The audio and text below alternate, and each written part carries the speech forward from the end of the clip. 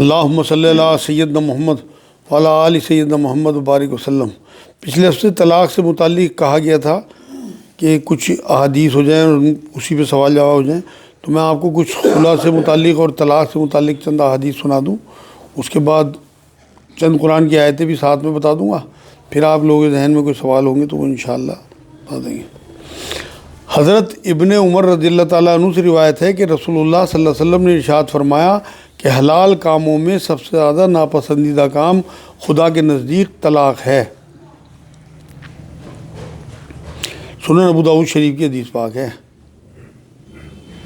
پھر بھی اللہ نے اجازت دی، مطلب اللہ کو پسند نہیں ہے یہ طلاق، لیکن حلال کاموں میں اجازت اسی لیے دی کہ اگر کوئی پھنس جائے خدا نخواستہ، کوئی معصوم عورت کسی ظالم کے چنگل میں پھنس جائے یا کوئی معصوم مرد کسی ظالم عورت کے چنگل میں پھنس جائے تو وہ جو ہے ایک دوسرے سے سیپریشن اختیار کر لیں۔ یہ سورہ نساء آیت 130 میں اللہ رب العزت نے کہا اگر شوہر بیوی میں نہ بات بنے تو وہ ایک دوسرے سے جدا ہو جائیں، اللہ دونوں کے لیے کوئی نہ کوئی راستہ نکال دے گا، اس آیت کا مفہوم ہے۔ اسی طرح سے سورہ بقرہ 228 نمبر آیت میں عورت کو طلاق کے بعد 3 حیض تک رکنا ہے۔ ایک ہی طلاق کافی ہے، ہمارے ہاں تو 3 طلاقیں تیڑ غصے میں کہتے چلے جائیں گے، نشے میں ابھی طلاق کرا دی جاتی ہے، عورتوں کی زندگی برباد کرا دیں۔ یہ ایمان سے جڑا ہوا معاملہ ہے۔ اس آیت میں جو میں بتا رہا نا آپ کو، سورہ بقرہ آیت 228 پڑھنا، آپ اسے ایمان سے جوڑا اللہ رب العزت نے، اور اس میں رجوع کرنے کا حق مرد کو دیا۔ آیت نمبر اس سے اگلی جو ہے 229، اس میں رجوع کو بتایا کہ صرف 2 بار ہو سکتا ہے، تیسری بار نہیں ہو سکتا۔ جو مہر میں دیا ہوا مال ہو وہ بھی واپس نہیں لیا جا سکتا۔ اسی صورت کی سورہ بقرہ کی 231 نمبر آیت میں عدت پوری ہو جائے تو نئے مہر کے ساتھ نیا نکاح، مان لو کسی نے طلاق دے دی اور اس بیچ میں رجوع نہیں کیا عدت کی مدت میں، جو 3 حیض کی عدت کی مدت ہوتی ہے، تو وہ پھر جو ہے دوبارہ سے نیا نکاح ہوگا نئے مہر کے ساتھ۔ اسی کی 234 نمبر آیت میں عدت جو ہے وہ 4 مہینے 10 دن بتائیے۔ اگر کوئی فوت ہو جائے مرد تو اس کی عورت کو 4 مہینے 10 دن، چاہے وہ بوڑھی ہو چاہے جوان ہو۔ صرف اگر کسی کو حمل ہو تو اگر اگلے دن بھی اس کی ڈیلیوری ہو جائے تو عدت ختم ہو جائے گی۔ حضرت ابو ہریرہ رضی اللہ تعالیٰ عنہ سے روایت ہے کہ رسول اللہ صلی اللہ علیہ وسلم نے فرمایا کہ 3 باتیں ہیں جن کا ہنسی میں یا واقعی طور سے کہنا حقیقت بن جاتا ہے: نکاح، طلاق اور رجعت۔ مطلب اس میں مذاق بھی نہیں کرنی، جامع ترمذی کی حدیث پاک ہے۔ سورہ طلاق ہے قرآن میں، اس میں حیض کے دنوں میں یا ہم بستری کے بعد طلاق نہ دینے کا حکم اللہ نے دیا، اور نہ گھروں سے نکالنے کو کہا کہ انہیں گھر میں قرار سے رہنے دو عورتوں کو جنہیں تم نے طلاق دی، گھر سے نہ نکالو۔ ہمارے ہاں تو ایک دم ادھر طلاق ہوئی اور عورت اپنے مائکے پہنچ گئی، کوئی موقع ہی نہیں چھوڑتے، کیونکہ 3 طلاق کا ایسا کانسیپٹ ہمارے ہاں آ گیا کہ لوگ جو ہیں وہ یہ سمجھتے ہیں کہ اب تو کچھ بھی نہیں ہو سکتا، تو عورت نکل کے بھاگ جائے گی، جبکہ قرآن کی روح سے اللہ کی چاہت، رسول اللہ کی چاہت یہ ہے کہ عورت کو طلاق دینے کے بعد اپنے گھر میں رکھو۔ ہو سکتا ہے اللہ اس کے دل میں، آپ کے دل میں کوئی ایسی نرمی پیدا کر دے کہ دونوں میں کوئی کمپرومائز ہو جائے اور دوبارہ سے دونوں اکٹھے ہو جائیں۔ ایک طلاق کا حق ختم ہو گیا، اس کے بعد 2 طلاقیں اس کے بعد بھی باقی ہیں۔ سورہ طلاق کی 2 نمبر آیت میں اللہ نے یہ بات کہی ہے کہ عدت پوری ہونے کے قریب یا تو رجوع کر لو یا 2 گواہوں کے سامنے رخصت کرو۔ ہمارے ہاں کون 2 گواہ لا رہا؟ عورت نکلی اور اپنے مائکے میں جا کے بیٹھ گئی اور جھگڑے شروع، عدالتیں شروع۔ ورنہ اگر اپنے مرد کے گھر میں رہے، عدت پوری کرے، اگر مان لو اس مرد نہیں بھی رکھنا چاہتا تو اس ٹائم بھی 2 گواہ کرنے کی دین کا پتہ ہی نہیں۔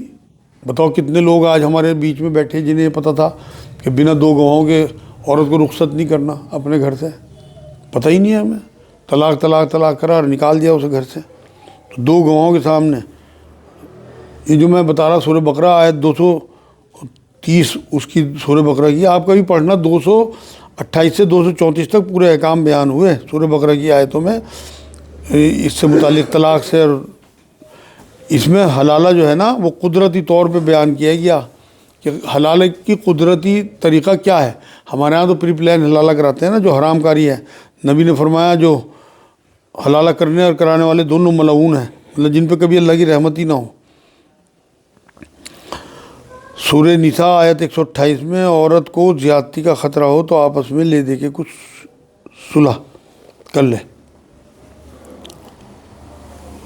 ایک صحابیہ تھی، ان کا دل نہیں ملا اپنے شوہر سے، تو انہوں نے حضور اکرم صلی اللہ علیہ وسلم کو آگے کہا کہ حضور میں تو اس کے ساتھ نہیں رہنا چاہتی۔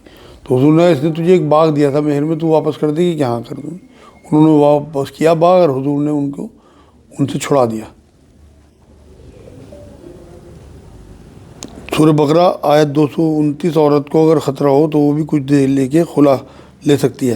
سورہ نساء 128 میں اور سورہ بقرہ آیت 229 میں، دونوں آیتوں میں خلا کا ذکر آیا قرآن میں۔ سورہ طلاق کی آیت نمبر 4 میں حیض بند ہوئی عورتوں کی عدت 3 ماہ ہے۔ مان لو کسی ایسی عورت کو طلاق دے دے، بڑھیا کو، کوئی مرد جو ہے جس کے حیض نہ آتے ہوں، یا کوئی ایسی بچی ہو جس کے بچے دانی نہ ہو یا حیض نہ آتے ہوں، تو ان کی عدت 3 ماہ بتائی گئی۔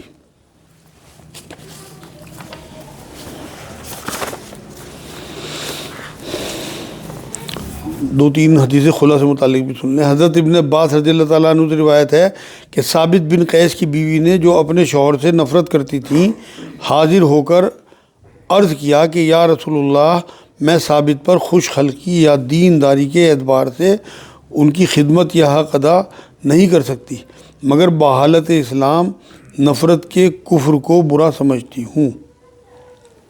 آپ صلی اللہ علیہ وسلم نے فرمایا، کیا تو ثابت کو اس کا باغ واپس کر دے گی؟ انہوں نے اقرار کیا، تو آپ صلی اللہ علیہ وسلم نے ثابت سے فرمایا کہ باغ قبول کر لو اور طلاق دے کر چھوڑ دو۔ صحیح بخاری کی حدیث ہے، یہ جو میں آپ کو بتا رہا تھا۔ نبی اکرم صلی اللہ علیہ وسلم، اب کوئی عورت جسے اپنا ہسبینڈ جو ہے وہ پسند نہ ہونا، تو یہ ناپسند ہونا بھی اس کے لیے مطلب وہ چھٹکارے کا باعث بن سکتا ہے۔